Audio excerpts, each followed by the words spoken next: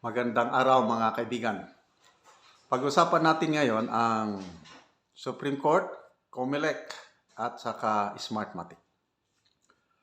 Okay, dito sa Manila Times, sa kanilang news title, Court overturns ban on Smartmatic.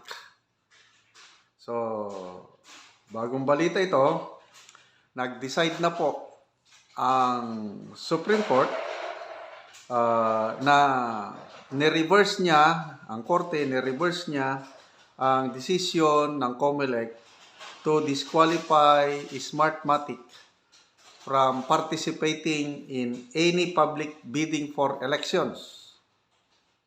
Ang dahilan, yung COMELEC was guilty of grave abuse and discretion. Nako, nakakahiya po ito para sa COMELEC, yung i-reverse ang decision, grave abuse of discretion. Ganito po, natapos na po yung bidding para sa 2025 elections.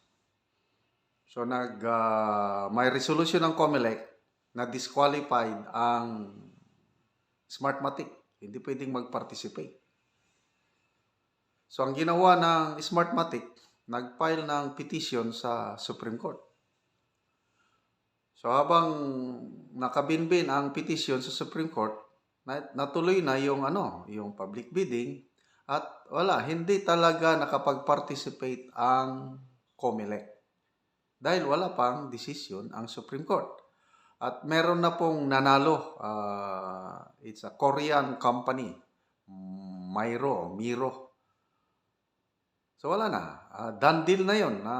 By 2025, walang Smartmatic. Kaya lang, paano ngayon to? Nagsalita ang Supreme Court na mali yung decision ng COMELEC.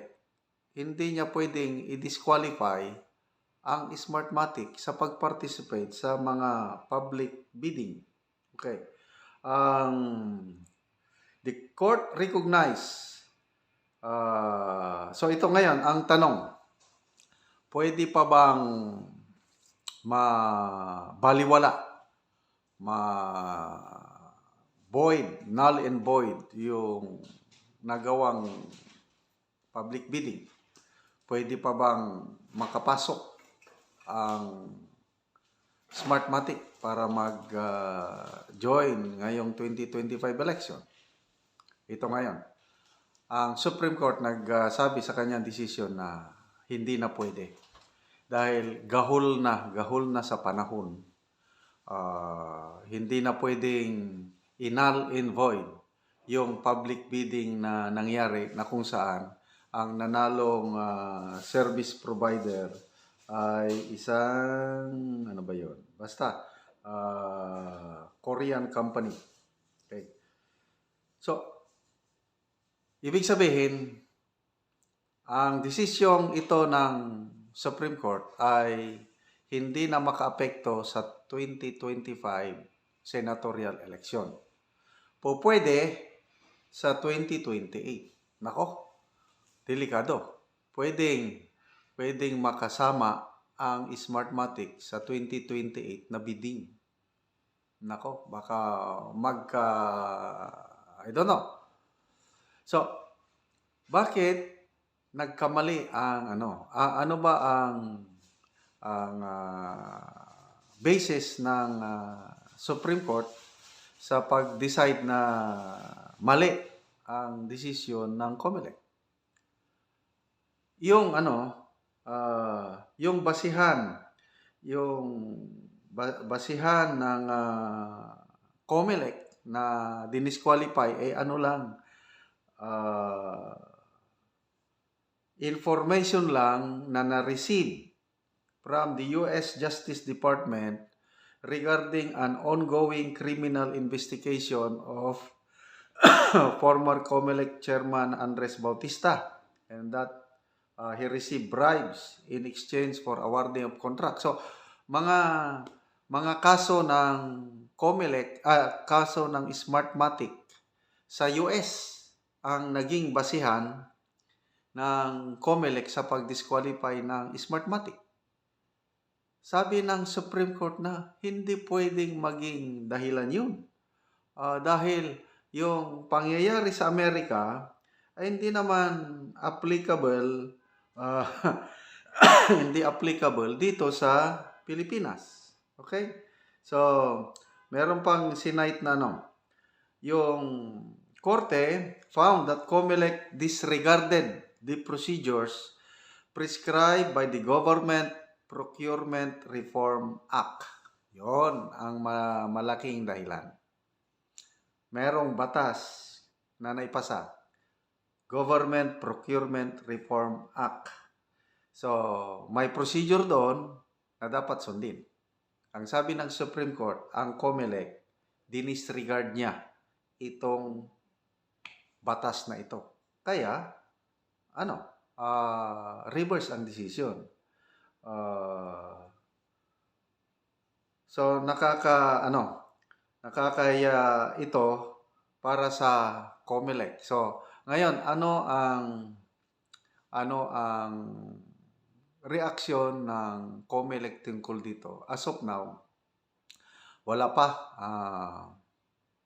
Ma'am, tahimik. Nagmi-meeting pa daw sila bago mag-issue ng statement.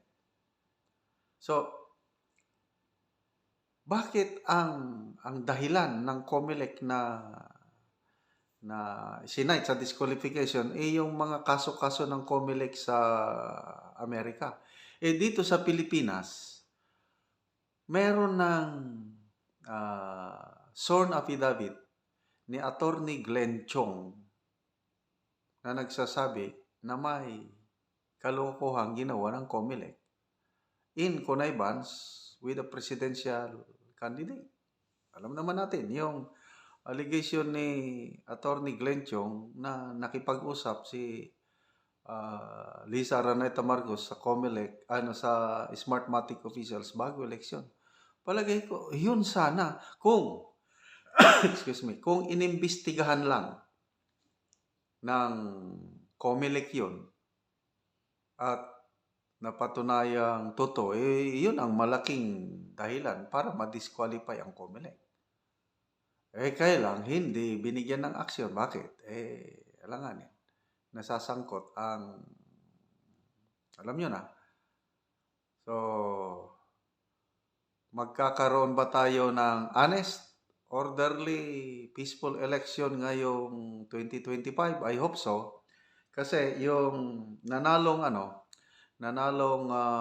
company, Korean company, South Korean company, according to COMELEC, maganda naman ang track record niya when it comes to conducting election. So, sana walang mangyaring alleged na dayaan ngayong 2025. Ang nakakatakot itong 2028 kasi yung decision ng Supreme Court pwede na ulit mag-join ang Smartmatic sa mga future biddings except itong 2025 dahil gahol na ang panahon.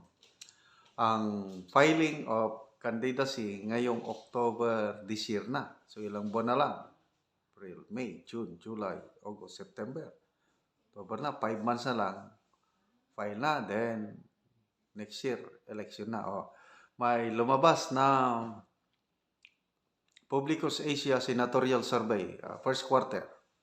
Nako, si Tatay Digong, nandun pa rin sa number 2. Ang nangunguna ngayon is si Dr. Willie Ong. I think mga 41% ang nakuha niya.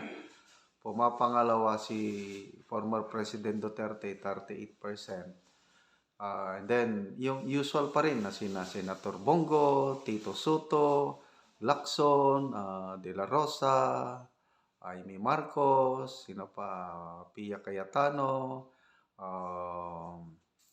Isko Moreno, yun pa rin, mga similar sa mga other surveys ng other groups. Halos yung mga nasa Magic 12, nandun sila palagi. So, good luck sa mga magkakandidato sa 2025 senatorial election. At ito namang Smartmatic, I don't know, baka ano nang mangyari sa 2028. Sana hindi na maulit yung mga allegation noong 2022.